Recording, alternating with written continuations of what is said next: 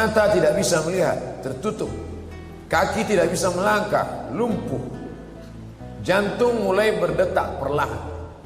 Tapi ada mukjizat, keutamaan yang diberikan Allah, yang diberikan kepada Nabi Muhammad sallallahu alaihi wasallam.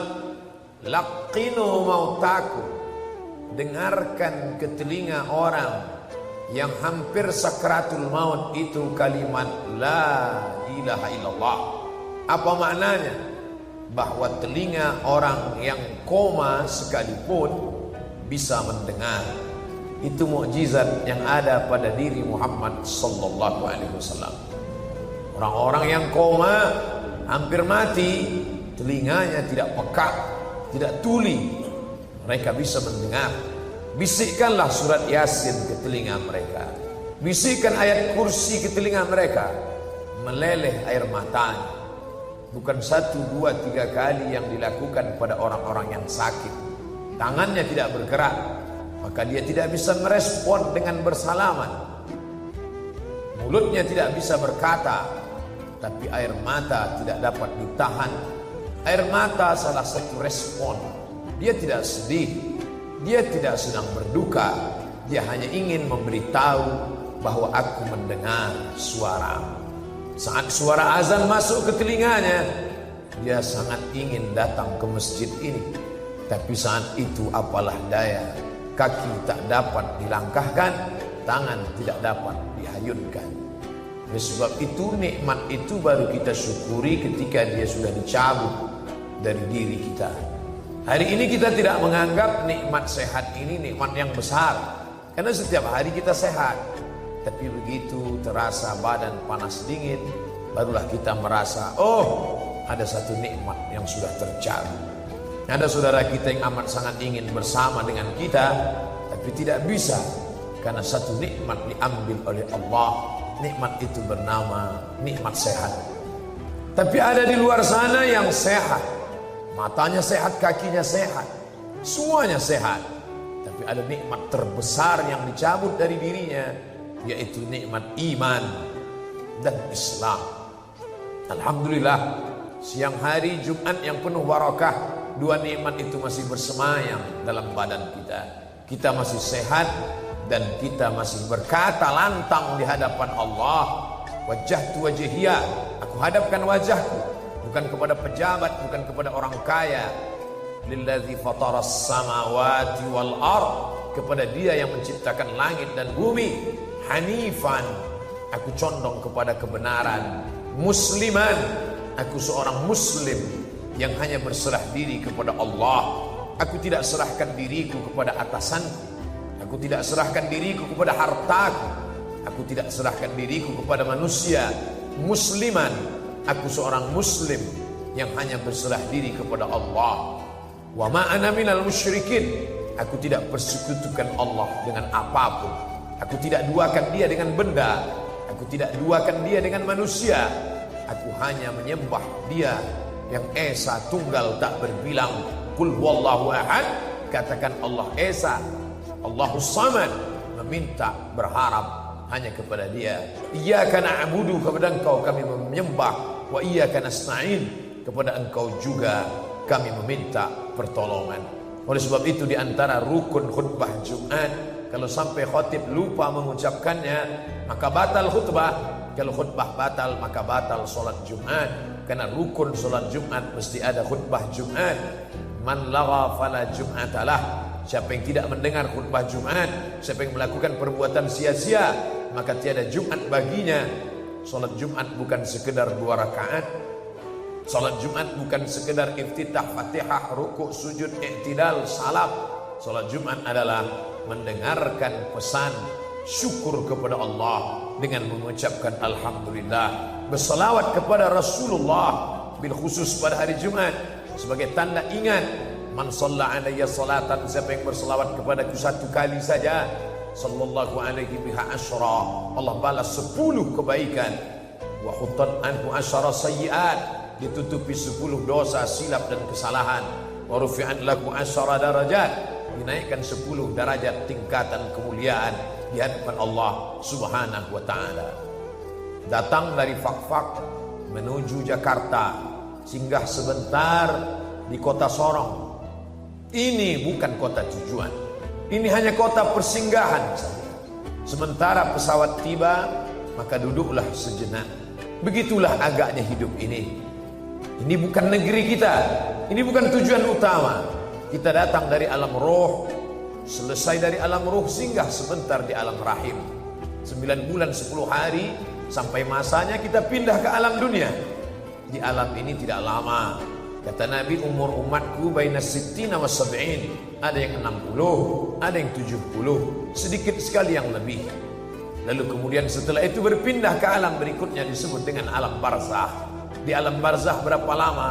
Sementara malaikat meniupkan sangkakala.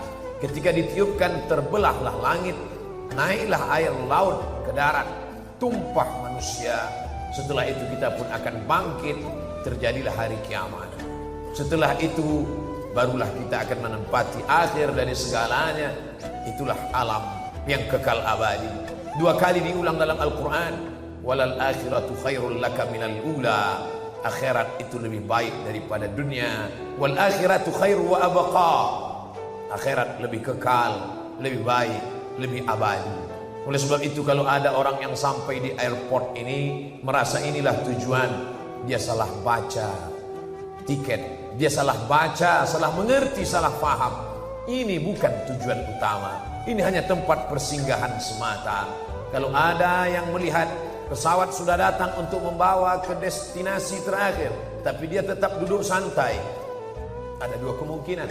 Yang pertama, ini orang tidak mengerti hakikat transit. Yang kedua, bahwa ini orang mungkin akalnya sudah hilang. Rufi'al qalam. Mereka memang tidak dicatat amalnya. 3 orang ini memang tidak diakui kehidupannya. Anis sabi hatta yahtalib, anak kecil sampai akil baligh. Anil naim hatta yastayqiz, orang tidur sampai bangun tidur. Anil majnun hatta yafiq, orang gila sampai sembuh. Oleh sebab itu ketiga orang ini tidak dianggap saat transit. Banyak anak-anak yang tertinggal karena tidak mengerti tujuan akhir. Banyak orang gila tidak peduli karena tidak diajak diurus oleh orang yang waras. Dan ada orang yang tertidur lelap sampai tidak sadar panggilan keberangkatan sudah lama dikumandangkan. Oleh sebab itu kita yang sehat, akil baligh, selamat dari anak kecil karena kita sudah dewasa. Kita tidak tidur karena kita terjaga. Dan kita bukan orang gila karena kita adalah orang yang akil, berakal. Baligh, umur sudah sampai, maka kita dibebani hukum. Sadarlah bahwa ini hanya tempat persinggahan. Berapa lama kita di sini? Idza jaa ajaluhum, kalau waktu transit sudah tiba, la yastakhiruna sa'atan, tidak ada dapat menunda walau sesaat pun, wala yastaqdimun, tidak pula dapat dimajukan walau sesaat. Apapun jabatanmu, apapun kekuasaanmu, siapapun engkau, kalau sudah waktu keberangkatan tiba, maka engkau akan berangkat. Sampai akhirnya engkau kembali kepada tujuan yang utama. Dan Allah memanggil, ya ayyatuhan nafsul mutmainnah, wahai jiwa-jiwa yang tenang, irji'i, kembalilah ke kampung halamanmu yang asli, radiyatan, dalam keadaan jiwamu menerima ridha, mardiyah. Dan Allah pun senang karena kau pulang ke tempat yang kekal dan abadi. Fadkhuli fi ibadi, masuklah dalam golongan hamba-hambaku yang saleh. Wadkhuli jannati, masuklah ke dalam surgaku. Begitulah orang yang senang akan kembali ke kampung halaman setelah lama dalam perantauan, terasa asing, terasa aneh, terasa tidak nyaman. Ke tempat yang asli dia merasa tenang. Maka ketika dibuka penutup wajahnya, dia tersenyum. Ustadz-ustadz berkata mati itu sakit. Katanya mati itu seperti ditebas pedang ratusan kali. Ada yang mengatakan mati itu seperti kambing hidup dikuliti. Ada yang mengatakan hidup itu, mati itu seperti mata kail pancing ditarik dari kulit yang basah. Daging-dagingnya ikut keluar, terburai. Kenapa dia tersenyum? Ternyata dia tersenyum karena bayang-bayang kampung halaman sudah tampak di pelupuk mata. Dia disebut dengan syahid. Syahid artinya melihat. Mengapa mereka disebut orang yang mati syahid? Karena sebelum rohnya keluar dari jasad, malaikat mengepakkan sayapnya. Ini tempat tinggalmu di surga. Ini sahabatmu nanti di sana. Ini tempat tinggal dengan air yang mengalir mala a'yunun ra'at, belum pernah dilihat mata, wala udhunun sami'at, belum pernah didengar telinga, wala khatara ala qalbi bashar, belum pernah terlintas di hati manusia. Orang heran, mengapa dia tersenyum? Tapi orang yang mengerti, faham, 14 abad yang lalu Nabi kami sudah berpesan, ada orang-orang yang melihat tempat tinggalnya sebelum dia meninggalkan tempat transit yang sementara ini. Bolehkah kita bermain-main di sini? Jangan. Ini tempat mengumpul kekuatan. Sementara penerbangan tiba, sempatkan ke toilet. Mungkin nanti akan sulit buang air kecil. Sementara penerbangan tiba, sempatkan meluruskan tulang belakang. Mungkin nanti duduk perjalanan akan panjang. Sementara penerbangan tiba, sempatkan menarik nafas. Mungkin ada makanan yang bisa disantap, karena nanti perjalanan akan panjang. Ini tempat mengumpulkan kekuatan. Carilah harta sebanyak-banyaknya. Untuk apa? Untuk bersedekah kepada anak yatim, karena itu nanti yang akan mendekatkan dengan Nabi Muhammad sallallahu alaihi wasallam. Carilah rezeki sebanyak-banyaknya, bukan untuk di tempat ini, tapi untuk mendirikan sekolah, untuk membantu fakir miskin, karena itu nanti yang akan menolong ketika tempat tujuan tiba. Buatkanlah sumur bor, karena air akan mengalir di tenggorokan orang yang susah. Begitu pula lah air itu akan menetes di liang lahat kubur penantian yang panjang. Man taraka dunyahu li akhiratihi, apakah orang yang baik itu orang yang meninggalkan dunia lalu dia hanya hidup untuk akhirat saja? Bukan. Liyusiba minhuma jami'an, dapat dua-duanya. Makanya kita diajarkan doa, Rabbana atina fid dunya hasanah. Dunianya mesti baik, dunianya mesti kaya, dunianya mesti sejahtera. Masjid ini dibangun oleh orang yang kaya. Orang yang kaya saja yang bisa membangun masjid. Man bana masjidan, siapa yang membangun masjid? Banallah mithlahu baitan fil jannah. Dia sudah booking satu tempat di surga. Siapa yang punya tempat di surga? Orang kaya. Siapa yang paling dekat dengan Nabi Muhammad sallallahu alaihi wasallam? Ana wa kafilul yatim, aku dan orang yang menyantuni anak yatim, kahataini fil jannah, seperti dua jari ini di surga. As-sababah, jari telunjuk, wal wusta, jari tengah, wa farraja bainahuma. Begitulah dekatnya aku dengan Nabi Muhammad, dengan orang yang menyantuni anak yatim. Siapa yang bisa menyekolahkan anak yatim? Siapa yang bisa membiayai anak yatim sampai menjadi dokter spesialis? Kalau bukan orang kaya. Oleh sebab itu kalau ada orang miskin mengaku beriman, hidup bersusah-susah, maka ini bukan orang yang memahami hakikat dunia. Tapi dunia ini jangan sampai mengelabui mata. Mata'ul ghurur, kenikmatan yang sementara semata.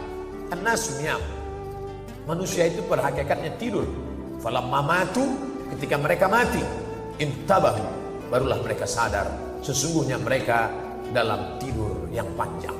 Hari ini ada orang kaya, sebenarnya dia mimpi jadi orang kaya. Hari ini ada orang yang punya jabatan, sebenarnya dia sedang mimpi menjadi raja di raja. Ketika malaikat maut mencabut nyawanya, barulah dia sadar, oh ternyata aku hanya tidur panjang. Hakikat sebenarnya nanti kalau sempat hartamu itu kau buat untuk infak, wakaf, sedekah, itulah yang kekal abadi. Hari ini kau masukkan uang 5.000, 10.000, lalu yang kau simpan 10, 100 juta, 1 miliar, yang 1 miliar akan dibagi oleh anak istrimu menjadi harta warisan. Yang 5.000, 10.000, itulah yang kekal abadi akan kau bawa mati. Dunia ini seperti satu tetes air di ujung jari. Tegaklah di tepi pantai, pandang samudera yang luas, celupkan ujung jarimu ke dalam lautan, tarik ke atas, falyanzur bima yarji, panjang. Apa yang kau lihat di ujung jarimu? Kalau ada setetes air, itulah dunia. Sedihkah engkau? Tidak. Andai tidak dapat, tidak sedih, karena yang tidak dapat itu hanya setetes air. Andai dapat, jangan sombong, karena yang kau peroleh pun hanya setetes air. Saudaraku, ketika kau geluti dunia ini dengan semangat, ternyata tidak dapat, jangan sedih, karena ada yang lebih indah daripada dunia. Andai dapat, jangan sombong, karena yang kau dapat itu pun hanya setetes semata, hanya sekedar persiapan di tempat menuju penerbangan tiba. Masyikta, hidup sesuka hatimu. Kau mau hidup dengan cara sekuler, kau mau hidup dengan cara liberal, kau hidup dengan cara Fir'aun, kau mau hidup dengan cara Qarun, silakan. Fa innaka mayyit, tapi ingat kau akan mati. dan kau akan masuk ke liang lahat, akan menjadi santapan cacing tanah. Kalau sempat engkau mengusap kepala anak yatim, kalau sempat kakimu melangkah sholat ke masjid, kalau sempat engkau tahajud di tengah malam, beramal ini sempat-sempatkan, karena sampai masanya kesempatan tak lagi tiba. Hidup sesuka hatimu, kau akan menjadi mayat.